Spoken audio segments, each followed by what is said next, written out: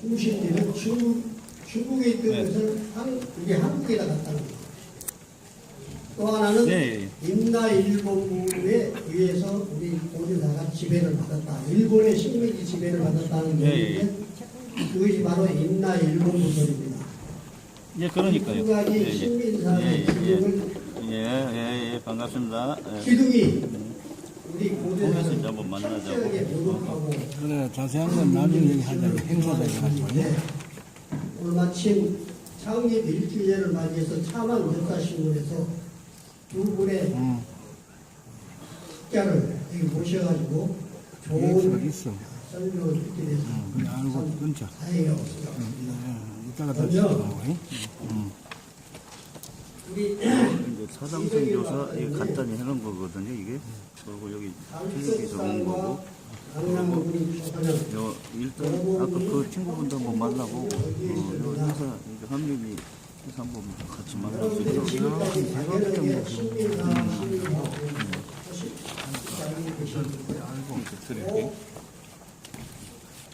노동군에 있었던 저쪽에서 가져온 거거든. 이 위치만 정확하게 예동강가에 한사군이 있었다는 우리는 그것이 철저하게 엉터려 하는 것을 의식을 하실 겁니다. 먼저 우리 이동일 박사의 설명을 해주시기 바랍니다.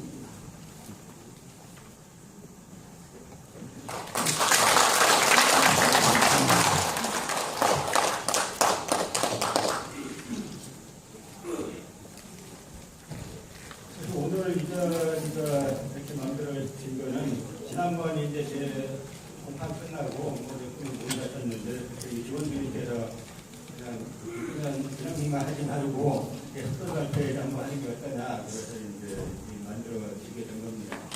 오늘 제가 그 학교 대표회를 이렇게 이제 준비하면서 여러분들이 아마 그 지난 신문에 저희하고 이제 만단사학회 쪽 사람들하고 중국 의서 지역 각각 보도가 좀 나왔었잖아요.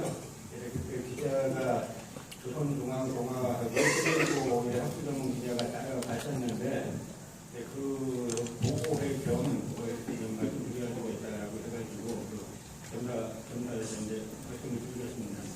그리고 전에 하나 공지사항이 있는데요. 이제 신문사학회에서 한국사 신문광고라는 걸 하지 않습니까? 백제 광고라는 거기에서.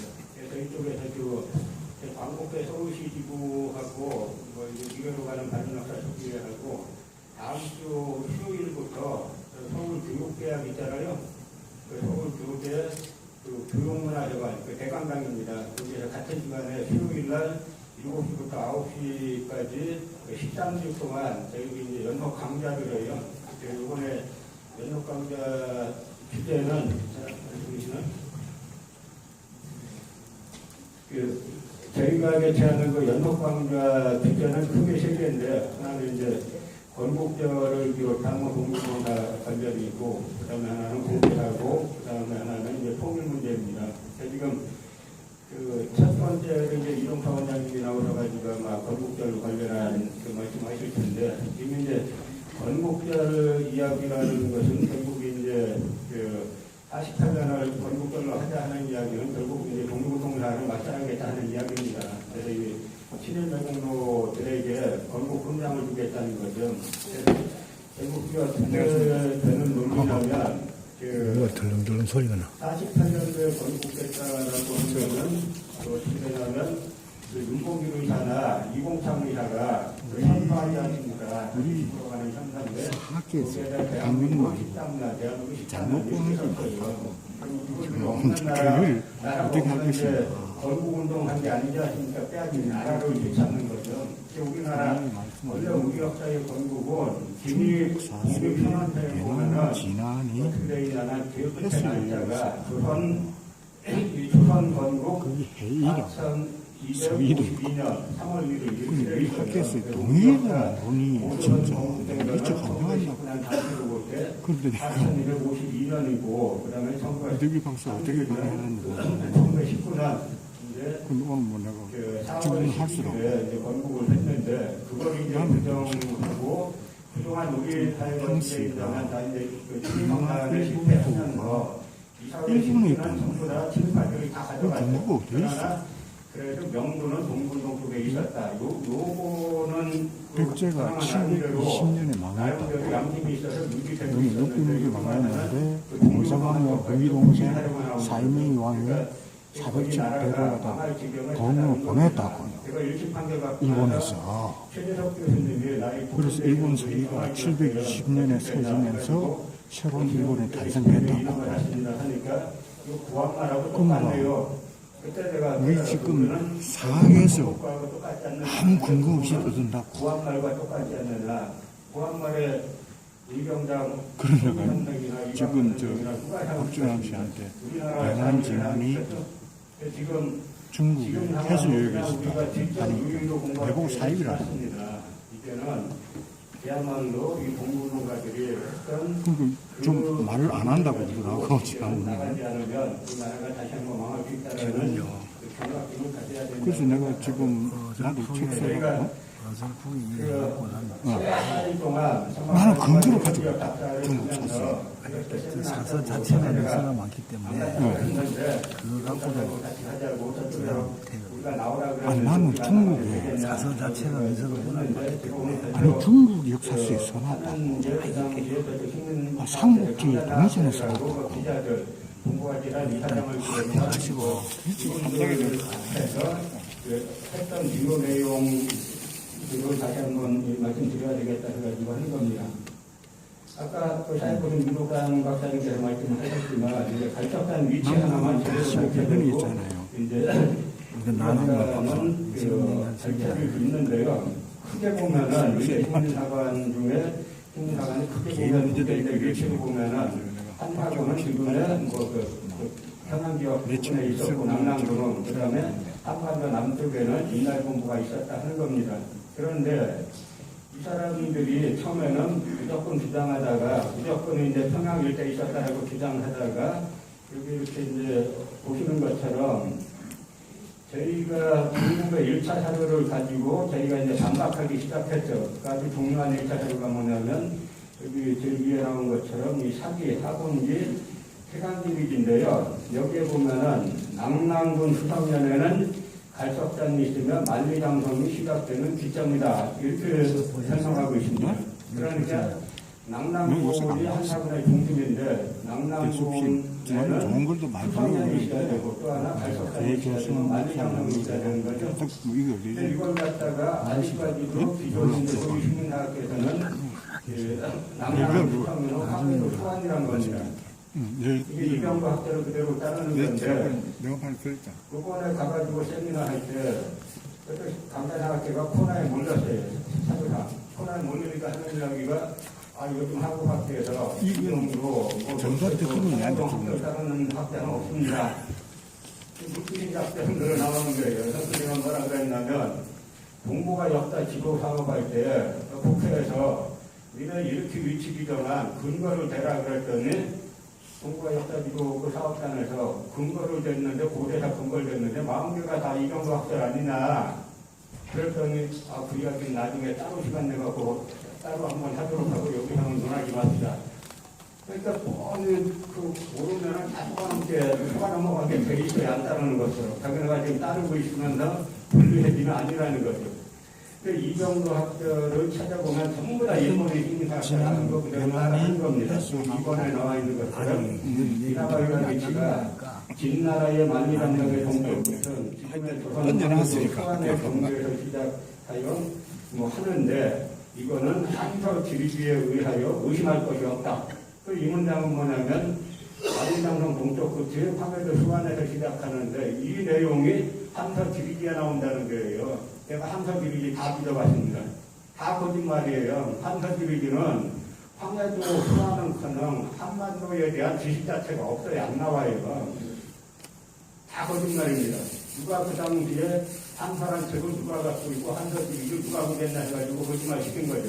식민사학자들이 의심할 것이 없다. 재원을 요하지 않는다. 그럼 다 거짓말이구나라고 보면 정확한 겁니다.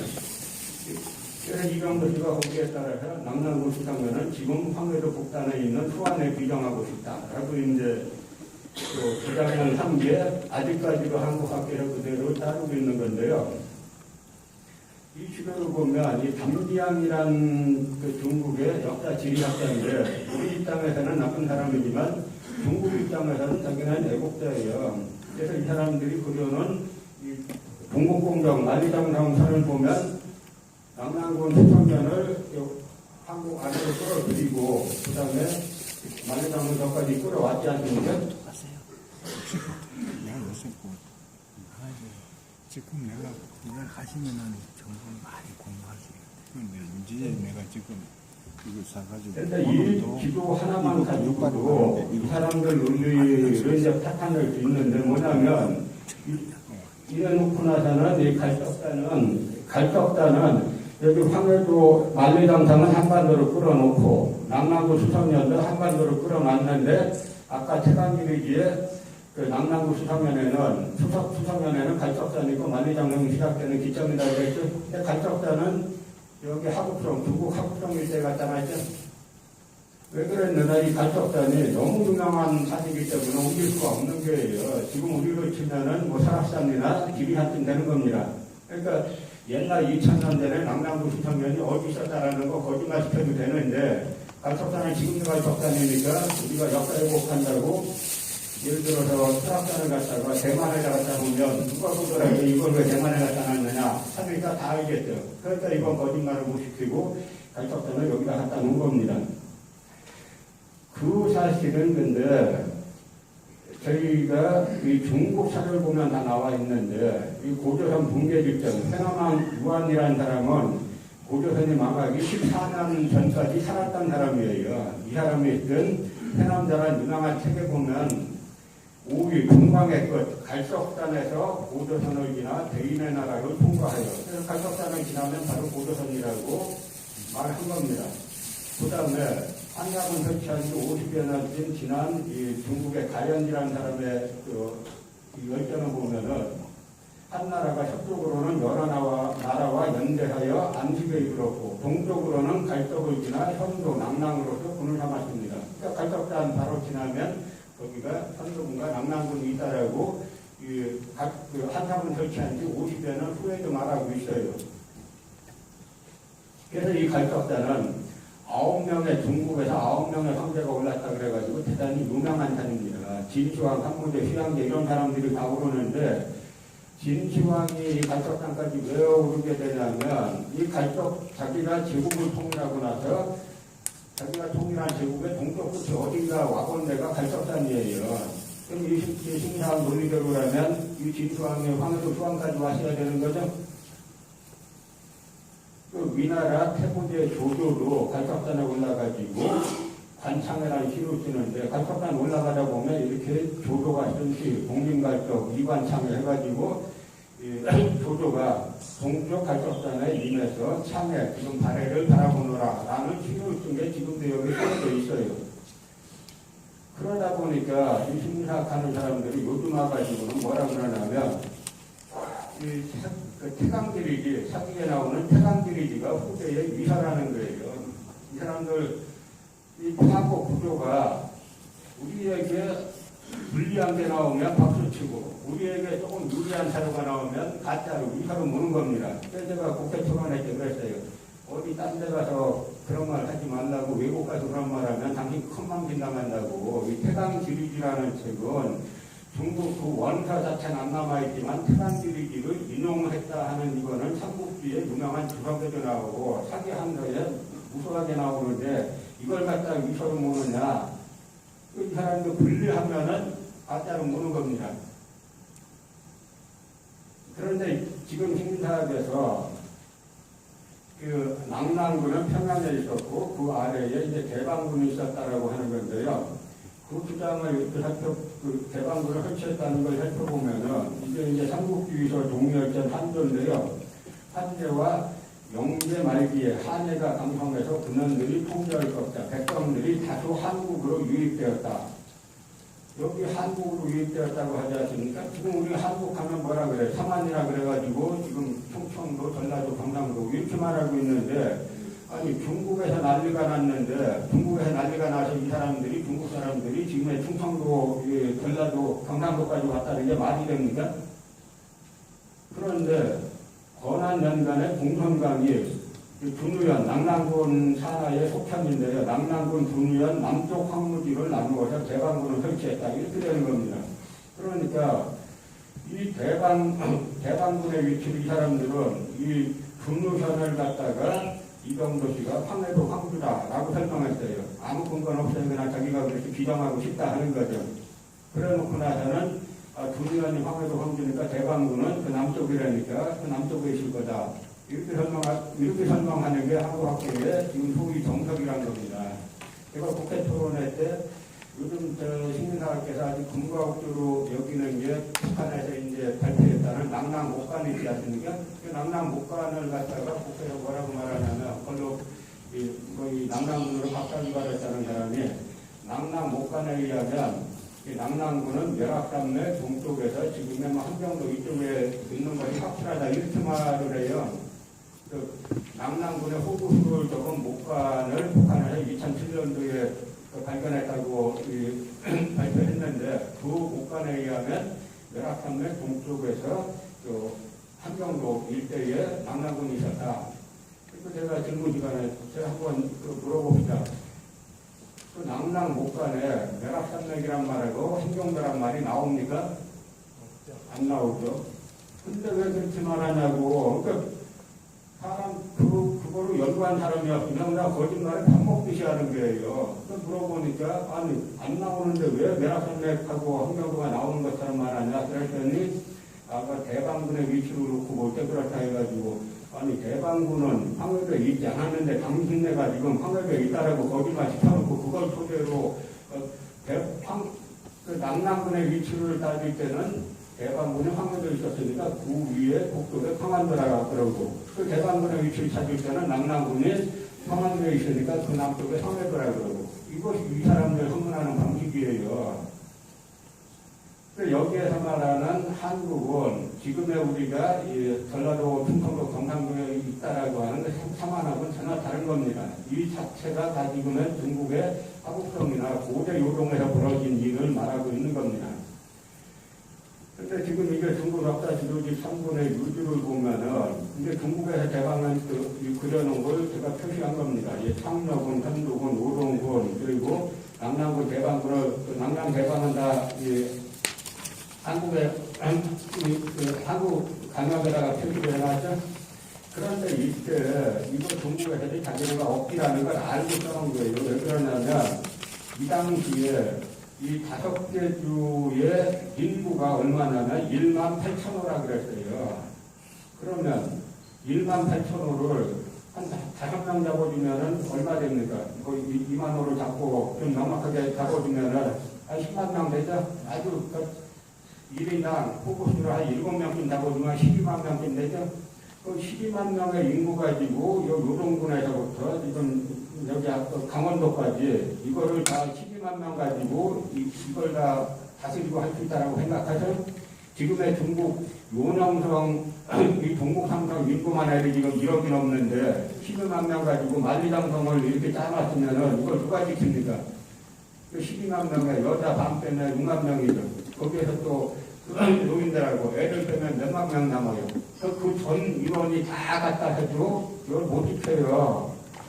이게 살펴보면 다 억지인데 이 대방군의 위치를 알려면은 뭐가 중요하냐면 이 공손씨라는 집안이 상당히 중요합니다. 공손씨. 왜 중요하냐면 이 아까 저희가 이거 살펴본 대로 여기 건안연간에 공손강이 준우현 남쪽 황무지를 나누어서 대방군을 설치했다 이렇게 나왔죠. 그래서 이 공손씨 가문에 대한 열전이 중국 기록에 나오는데 여기 삼국지 위서 공손도 열전이 이 바로 이 공손씨 가문의 열전인데 이 집안의 수본 사업은 뭐냐면 이 사람은 고대 중국 요동 지방의 그 왕이 되는 게 자기가 자기네 집안에 왕국을 세우고 왕이 되는 게 이 집안의 수본 사업이에요. 노동은 지금 중국 사람들은 지금의 이 노동관들 가지고 노동이라고 하지만 안 보이네? 지금의 노동관들 가지고 노동이라고 하지만 고대에는 여기가 노동이 아니라 지금의 하북성 일대가 고대 노동입니다. 그런데 이 공산도 열전을 보면 어떻게 되냐면 이 사람들은 이 공산주의가는 고대 요동을 차지하고 위나라, 조조가 세운 위나라로부터 독립국가, 독립왕국으로 평가받는 게 이 사람들의 초반 사업이에요. 그래서 어떤 기록이 나오냐면은 위나라 조조가 이 공산도를 갖다가 영령향으로 봉하고 이 사신을 보내서 인수를 주니까 저라고 인수를 받아요. 그리고 대접을 다 하고 나서는 뭐라 그러냐면 야, 저 창고에 처박아놔 하고 내가 노동왕이 어떻게 영령향우냐. 근데 이야기 뭐냐면 자기 노동왕으로 선포하고 싶지만 선포하면은 위나라에서 정벌을 하기 때문에 선포를 못하고 그냥 사신을 보내니까 저라고 받고 그냥 처박아 둔 겁니다. 창고에다가. 그러다가 그 남방의 오나라하고 그 이제 일이 발생하니까 이 공손연이라는 사람이 공손들의 손자인데요. 이 공손연이라는 사람이 때가 왔다라고 해가지고 때가 왔다라고 그래가지고 이제는 연나라로 세우고 자기가 왕이라고 칭했어요. 그랬더니 위나라에서 바로 이제 사마의를 보내가지고 이 사마의를 보내가지고 이 연나라 세운 공손기를 공격하는 겁니다. 한방의 전투가 끝나고 공손연의 머리는 낙양으로 전했고 노동, 대방, 낭랑, 선도 등이 다 평정되었다라고 삼국지 위서 공손도 열전에 나옵니다. 그런데 지금 현재 중국에서도 말하고 있는 중국 동국공정에서 말하고 있는 다운터는 여기에요. 그럼 여기에서 이 공손연이 막다른 골목에 밀려가지고 더 도망가지 못하고 여기에 몰려있다가 끝났는데 만약에 이 대방군이 황해도에 있고 남남군 이쪽에 있고 이 사람이 왜 여기까지 도망을 못 오겠습니까? 도망 못 온 이유가 있어요. 왜냐하면 이 삼국사기에 보면 위태고 사마성왕이 군사를 이끌고 공산당을 투고하니 동천왕이 주부대가에게 군사 1,000명을 거느리고 돕게 했다. 이렇게 나오죠. 그러니까 고구려가 일대 실제 싸움터는 한 이쪽으로 가야 되는데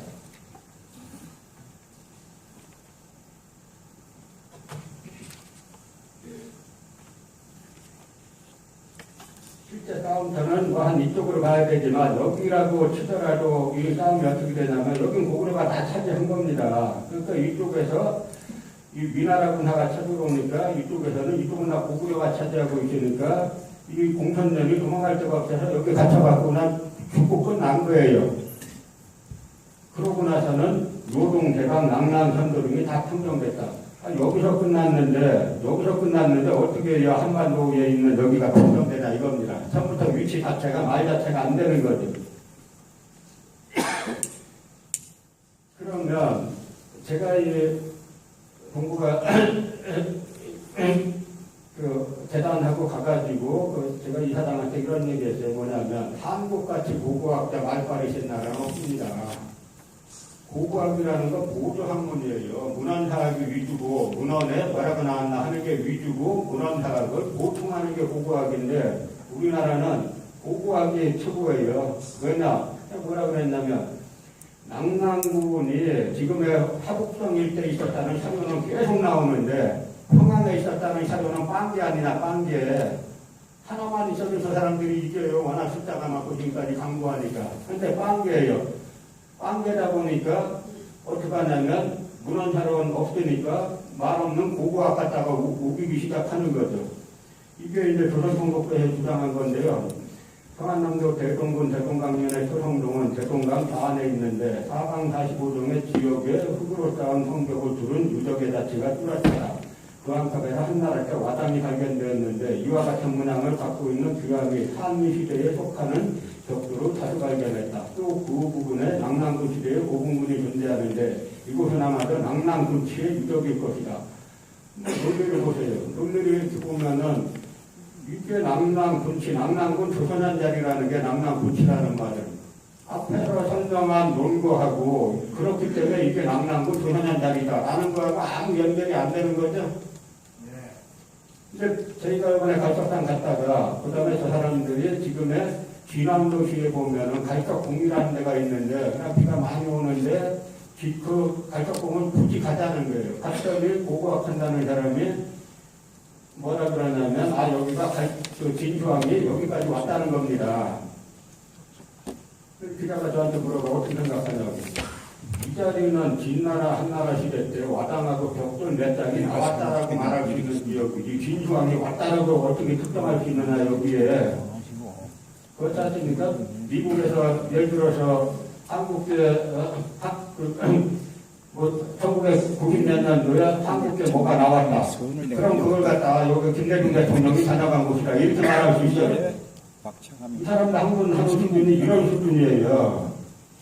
이게 동북아 역사재단에서 홈페이지에 써놓은 건데요. 위만적어는 그 왕성인 왕엄성이 현대의 청남시 대동강 북한에 있었는데 대동강 북한에 있었다는 거죠. 이는 위만적어과 한의 경제 역할을 한 태수가 지금의 안목강이라는 거죠. 태수가 안목강이라고 주장한 거 쓰다소키치가 주장한 거예요. 위만조선의 도읍 부근에 설치된 낙랑군 조선현의 지도가 지금의 평양시 대동강 남한의 소송이라는 점. 이건 이나바이와 기치가 주장한 거고요.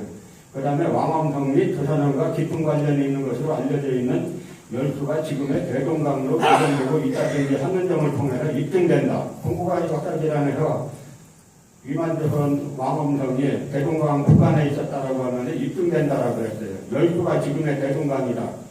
열수에 대해서 중국에서 후한패에 뭐라고 나오냐면 군국지에 따르면은 열구현이 나오는데 열구현은 열수라는 강이 있기 때문에 그렇게 나온다. 열수는 요동에 있다. 이렇게 나와 있어요. 열수는 요동에 있다라고 중국 기록에 후한서 군국지에 나와 있는데 자기들 마음대로 대동강으로 비정되고 있다. 그러면서 입증된다. 나라 돈 가지고 여러분의 세금 가지고 이런 매국 해결을 한 겁니다. 그런데 제가 거기서 뭐라 그랬냐면 이건 동북아 재단하고 가가지고 뭐라 그랬냐면 여러분은 지금 말씀하시는 것이 기자조선 자리에 기자조선의 도읍 자리에 위만조선이 섰고 위만조선의 도읍 자리에 그 낙랑군이 섰다. 기자조선, 위만조선, 낙랑군 이렇게 말하고 있는데 그건 당신들 생각이고 정작 한나라 한서 지리지는 그렇게 말하고 있지 않다. 한서 지리지는 둘을 나누어서 설명하고 있다. 기자조선의 도읍지와 위만조선의 도읍지를 나누어서 설명하고 있다. 뭐라고 하냐면 기자조선의 도읍지에 설치한 것은 낙랑군 조선현이고 위만조선의 도읍지 왕엄성에 설치한 것은 요동군 홍독현이라고 말하고 있다. 군 자체가 다르다. 그랬더니 아무 말도 못해요. 그때 이 사람들이 이 사실 자체를 모르고 소위 통설이라고 하는구나. 그래서 군 자체가 다른 걸 모르고 있어요. 이게 한서지리지에 뭐라고 나와 있냐면 아까 이나마 위학에 친한 식민사학자가 한서지리지에 의하면 의심할 것이 없다 이랬죠. 그건 다 한서지리지 보면 그 하는 말은 다 거짓말인데요. 낙랑군이라 그러고 한문제 원봉 10년에 열었다. 왕망은 낙정군이라고 불렀는데 유주에 속해 있다. 유주가 어디냐면 지금의 북경이에요. 북경 유주도 낙랑군 이런 뜻인데 북경 산하의 군이 낙랑군입니다. 호수는 2만 호이고 인구는 40만이다. 문장이 있고 25개의 속편이 있다. 조선현, 그중에 낙랑군 조선현, 조선공소는 무왕이 기자를 조선에 보냈다. 그러니까 낙랑군 조선현은 기자조선의 도읍지다. 이 이야기입니다. 또 하나 한서지리지는 요동군 험독편을 따로 설명하면서 뭐라고 하냐면 웅소가 조선왕 위만의 도읍이다. 조선왕 위만의 도읍지가 험독편이라는 거죠. 그래서 물이 험한 데 의지했으므로 험독이라고 불렀다고 했다. 신차는 왕엄성은 낙랑군 패수 동쪽에 있다. 이로부터 험독이라고 했다고 했다. 이 이야기는 뭐냐면 어쨌든 요동군 험독편은 요동군에 있는 겁니다. 그러니까 한반도 내에 있을 수가 없죠. 중국 자기네 기록에 따져도. 그래서 이게 중국 역사 지도집을 보면 자기네 자체 모순이 드러나는데요. 여기 이렇게 보는 것처럼 중국 역사 지도집에서도 노동군 hom독현은 지금의 이 요가 일대에 있는 여기가 중국의 요명성 이 서쪽 끝인 안산시예요. 안산시 태안은 천평자라는 곳인데 여기로 설명하고 있는 겁니다. 중국에서도. 중국 동국공정에서도. 제가 그랬어요. 중국 동국공정에서도 지금 위만조선 자리에 세웠다는 노동군 hom독현을 지금 요명성 안산시 태안면으로 비정하고 있지 않느냐. 우리가 최소한 나라시군 갖고 여기까지 왔는데 최소한 중국에서 비정하는 여기까지 와야 되는 거 아니냐. 했더니 아무 말도 안 해요. 그러더니 저쪽에 리더 역할을 하는 기자가 나중에 뭐라 그러냐면, 뭐 3일째 됐으니까 하는 말이 지금 들어보니까 뭐 저쪽은 학술적인 목적이고 저희 쪽은 뭐 정치적인 목적이고 이런 식으로 나중에 좀 정리하기는 제가 방금 지금 무슨 얘기하느냐. 내가 지금까지 얘기한 것 중에 사료적 근거 없는 얘기가 단 하나라도 있었나. 사료적 근거 100% 다 제시하고 지금 역사전쟁하는 와중이니까 사료가 이렇게 있다 그러면은 대한민국에 유리하게 해석해야 되는 거 아니냐라고 말했지. 사료 없는 거 갖고 우리가 우리에게 유리하게 하자고 말했나. 그러니까 자기 말뜻은 그게 아니었다. 라고 하면서 그러니까 이 사람들 그 머리 구조는 참 희한한 사람들이에요. 어떻게 하면은 나라세금 가지고 왔으면 어떻게 하면 조금이라도 대한민국에 유리하게 할까. 사료가 없는데 그렇게 하면 문제가 있죠. 사료가 있으면 유리하게 해석하는 건데 이 사람들은 있는 사료도 무시하고 불리하게 해석하고 이렇게 하는 거죠. 그래서 이게 바로 동국 역사 지도집을 만들 때는 그 이론 설명서가 있습니다. 그 이론 설명서에서 뭐라고 해놨냐면 이론 설명서가 한분의 편 동국권이라는 한 권의 두꺼운 책인데 여기 요동권 편에 뭐라고 써놨냐면 hom독은 후한 때 요동 속국에 속하게 되었다. 또한 요동 속국에 소속된 각 편은 모두 요하 서쪽에 있었는데 hom독 한양만 조선반도에 있는 것은 불가능하다. hom독과 왕엄성은 두 개 지방에 있었던 것이 분명하다. 이 중국에서 동국공정 만들면서 자기네가 한 것이 요동군 hom독편이 조선반도에 있는 것은 불가능하다. 이렇게 써놨어요. 그러니까 우리가 궁금한 조금하고 우리가 조금만 우리 관점으로 바라보면 동국공정 깨는 거는 동국공정 스스로 이렇게 동국공정 이론서인데 자기 이론서에서 다 말하고 있지 않습니까? 요동군 hom독편은 조선반도 한반도에 있는 것이 불가능하다라고. 이 사람들이 이렇게 말하고 있는데 우리가 왜 자꾸 평양이라고 말하느냐. 아무 말도 안 해요. 그러면 불리합니다. 그래서 중국 사서들이 말하는 낙랑군 조선년 이건 뭐 계속 나옵니다. 그러니까 후한성 광무제 보는 게 낙랑군은 옛 조선국이다. 요동에 있다라고 말하죠.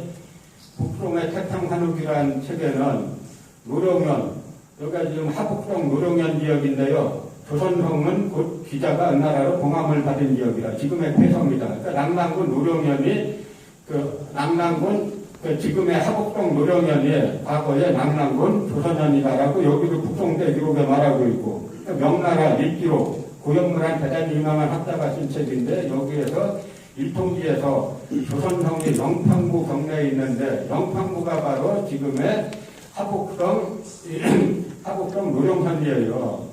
기자가 봉합을 받은 지역이다. 하고 똑같이 말하고 있죠.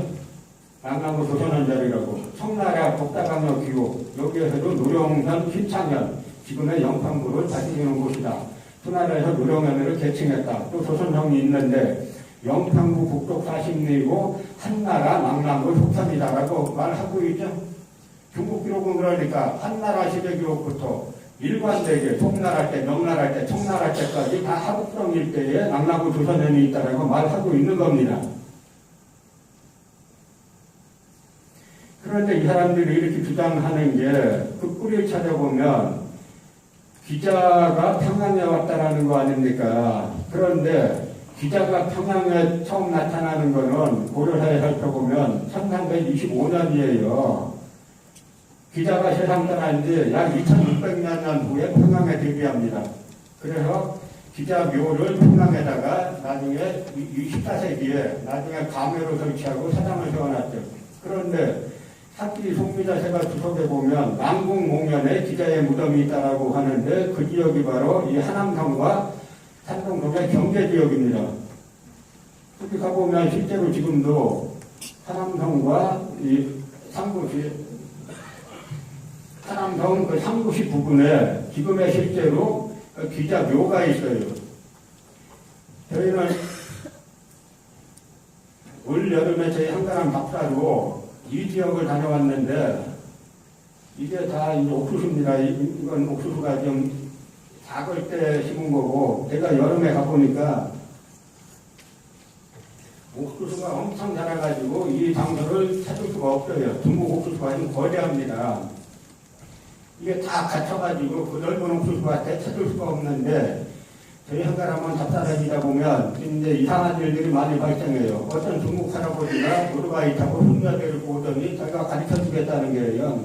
가르쳐주겠다고 왔어요. 그래서 이분이 혼자 안고 막 한참 헤쳐 들어가가지고 이분도 찾다가 근처까지 왔다가 헤맸는데 저희가 이렇게 갖고 찾았습니다. 여기에 실제로 이 기자묘라고 여기 은퇴사 기자지묘라고 있죠? 근데 심사하는 사람들이 마지막으로 지금 도망간 게 어디냐면 소위 낙랑군 교치설이라는 건데 뭐냐면 낙랑군이 313년에 이 평양에 있다가 지금의 하곡성 일대로 이사했다라는 교치설을 만들어가지고 이걸 갖다가 지금에 와서 이제 설파하고 있는 거예요. 그래서 제가 그 동과재단하고 가가지고 이 교치설이 이 기록 가지고 이 사람들이 자치통감에 나와 있는 이 기록 가지고 313년까지는 평양에 있다가 313년에 이쪽으로 이주했다라고 이제 하는 건데 한번 기록을 보세요. 요동 사람 장통이 평양 사람 장통이 아니라 요동 사람 장통이라고 그랬죠. 요동 사람 장통이 낙랑 대방 2군을 근거로 고구려 을물리와 서로 공격했는데 미사람과 싸웠는데 해를 계속해도 해결하지 못했다. 낙랑 사람 왕준이 장통을 설득해서 그 백성 1천여가를 거느리고 모용회에게 귀부하자 모용회가 낙랑군을 설치하고 장통을 낙랑태수로 삼고 왕준을 청군사로 삼았다. 이게 뭐냐면 요동 사람 장통이 고구려와 싸운 지역이 요동 사람인데 요동이지 고구려와 싸운 지역이 평양이겠어요? 그럼 이 사람들 말대로 평양이라고 치면은 고구려 미천왕과 싸우다가 이 사람들 놀리면 평양에서 싸우다가 밀려가지고 도망갔다는 거 아닙니까? 천가구들, 백성 천가구, 그러니까 여자 포함한 백성 천가구죠. 그럼 한 가구에 5명 기자 보주면 5,000명이고 7명 기자 보주면 7,000명인데 많이 잡아줘서 7,000명 잡아줍시다. 그럼 여자가 3,500명이죠. 고구려하고 싸우다가 밀려서 도망가는데 여자 포함한 7,000명을 거느리고 고구려 강역 수천리를 뚫고 거기로 갔다는 게 지금 합성까지 갔다는 게 말이 되겠어요, 이게? 그러니까 다 이 사람들 말도 안 되는 다 이제 이 거짓말들을 하는 건데요. 그래서 한국은 한반도설은 아까 이도상 박사님 말씀하셨다시피 다 후대에 만들어진 신화에 지나지 않고 중국 고대 주석까지부터 청나라 시대 지리학자들은 모두 낙랑군 조선현의 소재지를 하곡성 노룡현으로 비정하고 있습니다. 그 다음에 이 3번에 조선 후기, 조선 유학자들이 중화이데올로기 차원에서 기자가 온 것을 평양이라고 믿고 확대 재생산했습니다. 이건 지금까지 학문 이론으로 보나 모르거나 다 이제 다 끝났어요. 그냥 웃기는 거고 웃기는데 문제는 다 국고가 잡고서 또 웃기는데 투입되고 하니까 문제가 되는 거죠. 그런데 제가 어제 뭐 항소심 마지막 최후진술에서도 일부 한 이야기인데요. 제가 이번에 동부가 재단하고 갔을 때 마지막 날 뭐라 그랬냐면 저보고 건배사 하라 그러길래 그 이사장도 있었으니까 앞으로 동부가 재단은 이런 절충하는 자리 만들지 마세요. 이때 다 이 땅 명확해졌고 근거가 나왔지 않습니까? 그러니까 동부가 재단은 앞으로 어떻게 할지 방향성을 결정하세요. 대한민국 국민들이 자신이 낸 세금이 한국사 연구에 쓰여진다면 그건 한국의 유리한 방향으로 사용할 때 그 세금이 쓰여지는 걸 동의하는 거지 그 세금이 한국에 불리한 걸 연구하는데 왜 대한민국 국민 세금을 왜 씁니까? 언제까지 대한민국에 유리한 역사를 하는 우리 같은 사람은 자기론 털어서 하고, 대한민국에 불리한 역사 하는 사람은 강단이라 그러지 않습니까? 대학에 자율이 있잖아요.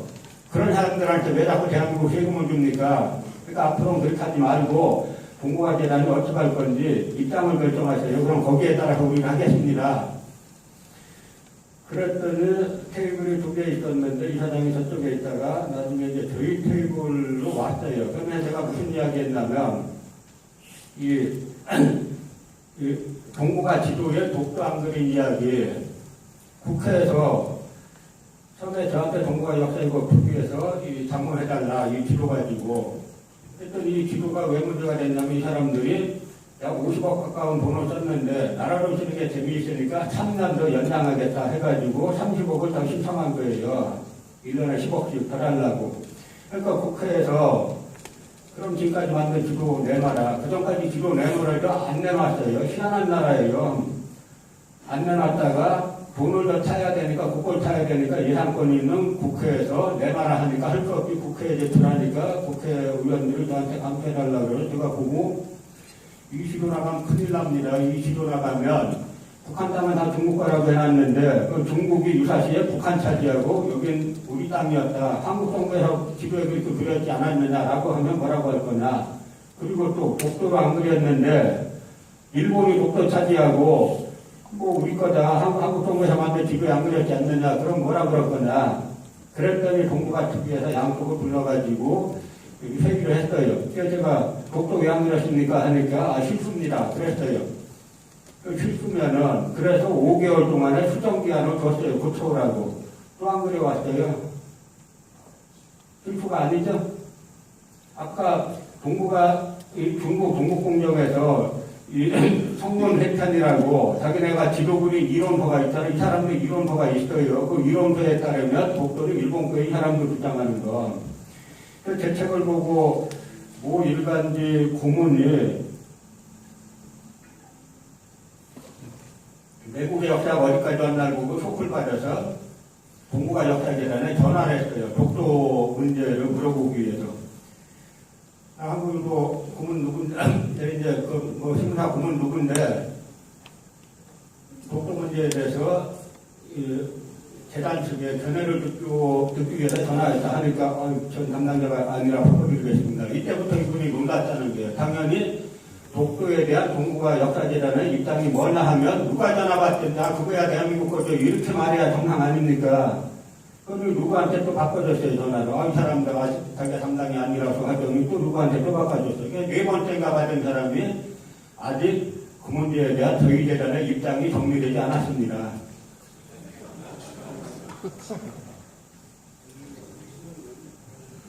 동북아 역사재단에 독도 연구실이 있죠? 그 연구실에 연구위원으로 있는 사람이 독도는 일본 거라고 논문 쓴 사람이에요.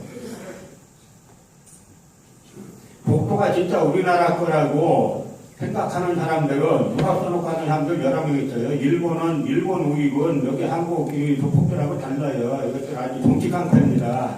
이 현황사부터 명성황후 살해한 그 현황사가 아직도 있어요. 돈이 수조 원이 있어요. 이쪽이. 저보고 몸조심 하라 이거죠. 그래서 그 얘기를 하면서 독도가 일본 거라고 논문 쓴 사람이 아직도 당신의 재단에 있지 않느냐. 그러니까 이 재단 이사장이 쇼킹한 이야기를 해줬는데요. 뭐라 그랬냐면 자기가 이 지도 제작 책임자들을 불렀다는 거예요. 이분이 해서 정확히 욕을 한마디 하겠는데 매번 제가 하는 게 아니라 이 이사장 말을 그대로 전하는 겁니다. 뭐냐면 지도 제작 책임자들을 불러서 야, 이 개새끼들아, 국민 세금으로 만드는 지도면은 독도는 그려와야 되지 않느냐, 이 개새끼들아. 독도에 점을 찍어야 될 거 아니냐. 그랬는데 또 안 찍어 왔다는 거예요. 그래서 폐기하려고 하니까 학술원에 있는 역사학자들 일제히 전화해가지고 폐기하면 안 된다. 그리고 이분이 자기도 이런 많은 압력을 받으면서 지도를 폐기하고 10억 원의 환수를 취했다라고 하는 걸 하기 위해서 말하기 위해서 한 건지 모르지만 이게 현실입니다. 그냥 우리가 지금까지 이 사람들에게 통했던 거는 그래도 한국 사람이 한국사를 하는데 한국에 유리하게 하지 않겠느냐. 이건 말 자체가 안 되는 거, 전제 자체가 아닌 거예요, 이거. 저희가 이번에 가서도 여러 번 확인했지만, 내몽골 적공에 가면은 석성이 있어요, 돌로산 석성. 중국에서도 지금으로부터 4,000년 전에 석성이라는 겁니다. 그 축조 형태가 우리나라 고구려 백제신라 고려 조선성하고 똑같아요. 근데 돌로 성을 쌓는 거는 제한석을 한쪽은 다듬고 다른 쪽은 안 다듬고 다듬은 쪽을 이렇게 바깥에 이렇게 놓게 하는 이 방식은 우리한테만이지 중국에선 전혀 나타나지 않는 겁니다. 중원으로는. 그래서 제가 이거는 고조선 초기의 석성이다라고 했더니 또 아니라는 거예요. 또 사람들이. 그렇게 보려면 고구려까지 너무 시간 차이가 많이 난다 하더니 또 하나 고고학자가 뭐라 그러냐면 이거는 성이 아니라 집터입니다. 그러니까 저희 쪽에 같이 갔던 문항계 박사가 당신 집터라고 보는 근거가 뭐냐, 이게 집터냐, 당신 눈에는 이게 집이야, 이게 근거가 뭐야 라고 따지니까 나중에 세미나 때 말하겠습니다 하고 세미나 때 말 못했죠. 그러니까 머릿속에 어떻게 하면은 우리 거라는 걸 부인할까. 제가 이 사람들하고 한 번은 잘 갔다 왔는데 두 번 다 같이 갈 일이 아니다. 저희가 답답하면 내몽골 적공에 그런 석성들이 수십 개가 있어요. 그런 돌로 싼 성들, 4,000년 전의 성들을 보면 이게 우리 조상들이 여기서 한테 이렇게 싸우고 뭐 했구나 해가지고 가슴이 뿌듯한데 이 사람들은 무조건 부인하게 바쁜 거예요. 게다가 이제는 뭐 많은 국민들도 이제 차차차차 알게 되고 그 실체를 알게 되고 하는데 저 사람들이 지금 저렇게까지 나온 거는 아까 허성만 장관님 말씀하신 소위 하버드 대학에 10억 원 갖다 바치고 우리 역사 난도질 하다가 중단된 거, 그 다음에 이번 동북아 역사기로 사업이 좌초된 거, 지금까지 나라 돈은 전부 다 자기네 호주머니에 그냥 쌈짓돈이었다가 나라 돈이 한번 이게 막히니까 그 다음에 이제 극단적인 수단으로 나온 게 고소하고 뭐하고 막 이제 이렇게 하는 겁니다. 그러나 이제 제가 아까 말씀드렸다시피 아주 짙은 어둠이 왔어요. 건국절 이야기까지 독립운동자까지 부인하는 지경까지 왔습니다. 이 지경까지 온 상황에서 이제 우리가 그냥 단순히 이게 지금 뭐 학문 논리가 아니라 학문으로 이미 옛날에 다 끝났습니다. 그러니까 이걸 갖다 이제는 우리가 이 사람들이 다 이 어거지 논리 가지고 힘으로 밀어붙이고 하는 상황이기 때문에 우리도 이제는 이게 비상한 각오를 하고 여기에 대처해야 된다라는 그런 이제 말씀을 드리면서 저는 마치겠고요. 지금 이따 이제 황순호 선생님이 발표하신 다음에 그 다음에 질문은 그때 받는 걸로 하겠습니다. 고맙습니다.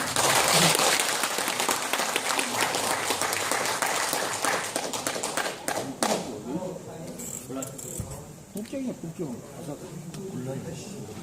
엉터리 하네.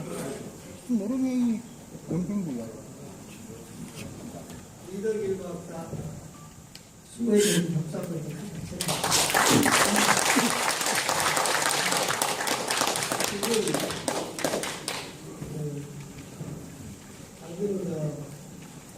이게 학문적으로 끝난 얘기라고 보는데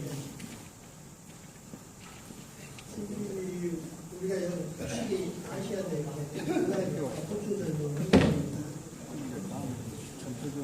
저 사람들은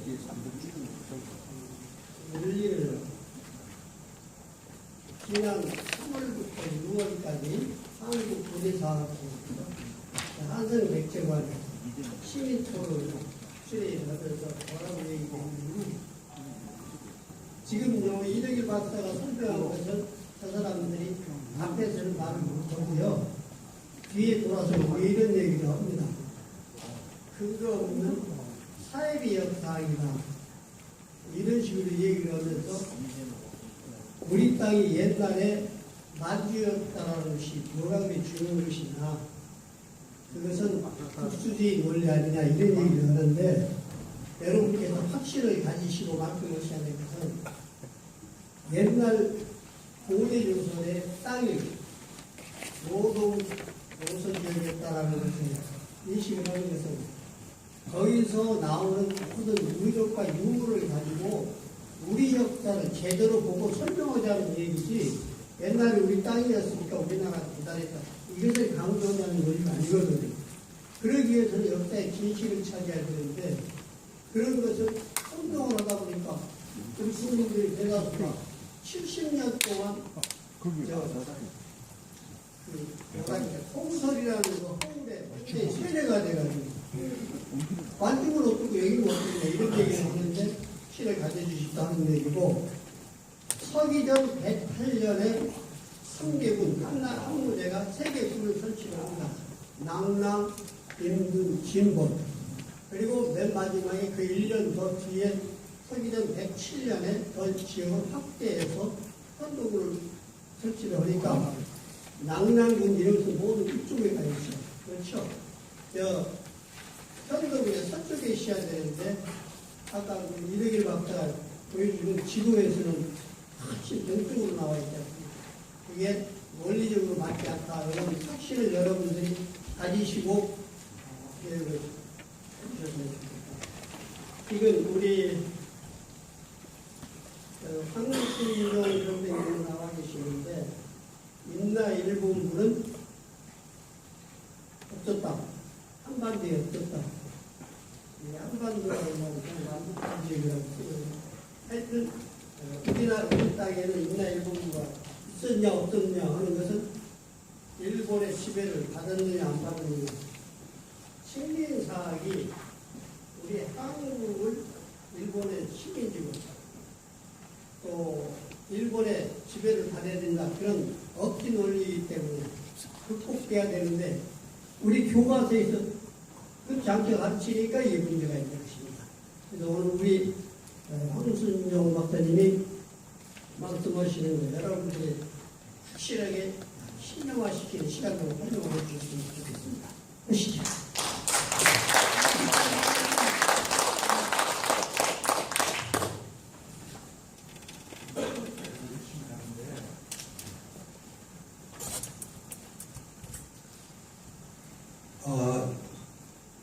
아까 소개 말씀이 있었는데요.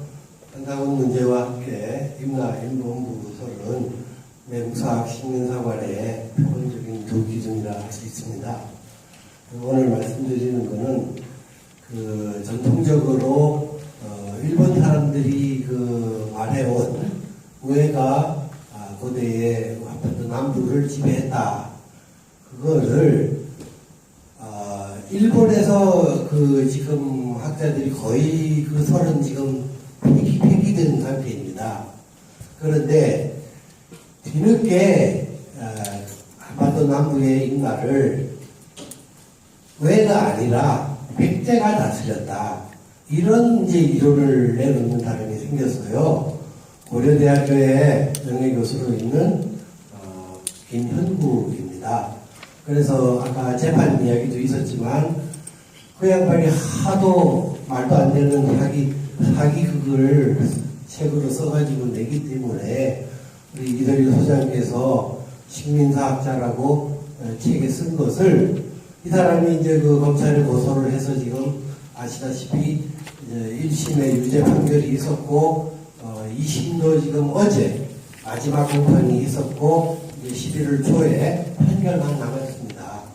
그래서 지금 2심은 세 사람의 판사가 하기 때문에 좀 더 합리적인 판결인 날이라고 기대는 하지만 우리 현실이 이 외국 사학자들의 힘이 정치부, 언론 이거 전부 다 미치는 상황이라 1심 판결을 볼 적에 검찰이나 법원도 이런 데서 독립적으로 과연 될 수 있을까 하는 참 회의가 많은데요.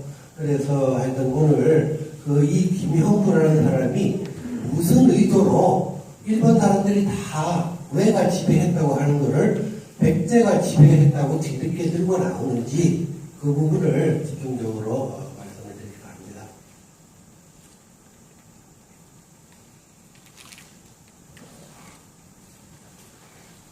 그래서 우선 이 한사건 문제하고는 달라서 임나 일본부설은 사실 학교에서 배운 적도 없고 보통 좀 잘 모릅니다.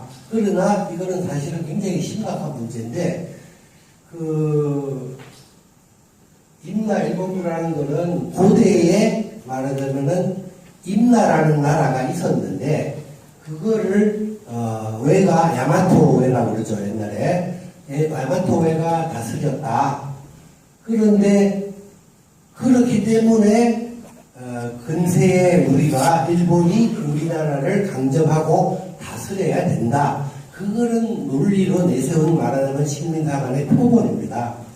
그렇기 때문에 한사군 문제하고는 또 달리 이병도 이후에 우리 외국 사학계에서 이 문제는 할 수 있으면 안 건드리고 대충 피해갔습니다. 부정은 안 하지만 이병도 같은 경우도 그냥 정치적인 통치하는 역할도 했다 뭐 이런 식으로 가볍게 지나가고, 그리고 세월이 많이 지나갔는데 이런 외국 사학이 이제 이 땅에 뿌리를 내리고 70년 동안 자기들이 뭐라고 떠들어도 국민들이 속아 들어가니까, 좀 전에 이대규 선생님이 이야기했듯이 이제 독도 문제도 그렇고, 지금 이게 옛날에 고대에도 이거 옛날 일본 부설도 재등장, 이제 이 김영구라는 사람의 스타일로 재등장을 하게 됩니다.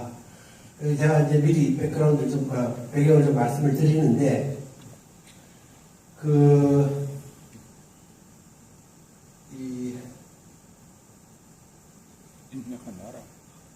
그래서 일본에서 말이죠. 일본 사람들도 자기들이 패전하고 나서 앞으로 굳이 우리나라를 또다시 지배한다는 희망을 가지고 극우파나 이런 사학자들이 있지만, 그래도 양심적인 비교적 전후에 지금 글을 쓰는 학자들은 부정하고 있습니다. 일본부 말하자면 조선총독부 같은 그런 지배기구로서의 임나일본부라는 것은 거의 지금 부정되고 일본에서조차도 없어지고 있습니다. 그런데 이 김형구라는 사람이 이거를 아니다. 그런 기관이 있었다. 그리고 200년 동안 지배했다. 그런데 그 지배한 것이 일본이 아니라 백제였다. 자, 여기까지 들으면 우리가 굉장히 어떻게 보면 고문적인 이야기일 수가 있지 않습니까? 그러나 이 사람의 속셈이 뭐냐 하면, 임나를 지배한 백제가 외에 속국이나 마찬가지로 있을 상태였다.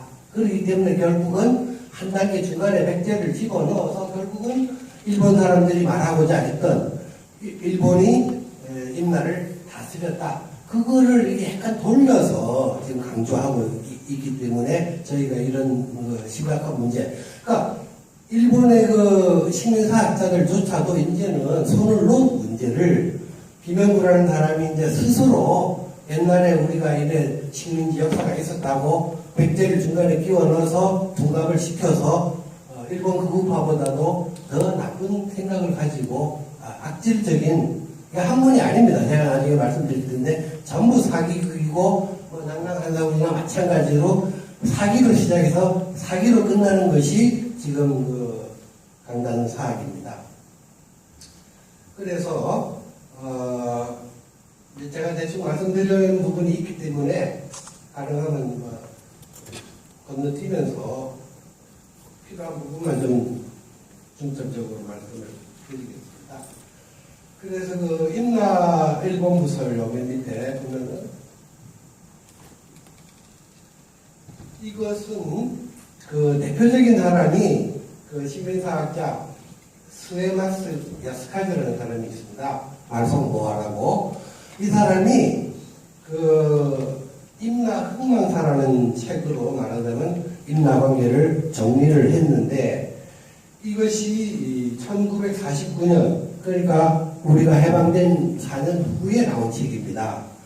자기들이 패전해서 물러갔으면서도 이 말도 안 되는 이 임나의 지배사를 이런 책으로 내서 정리를 했습니다.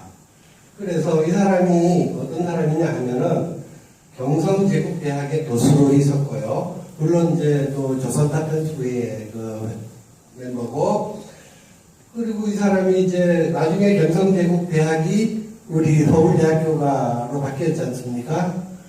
그런데 이 사람이 물러갔지만 서울대 자체가 이병도가 국사학과를 맡고 있고 또 그 제자들이 다 서울대를 하다 보니까 이 사람이 참 극우 같은 대표적인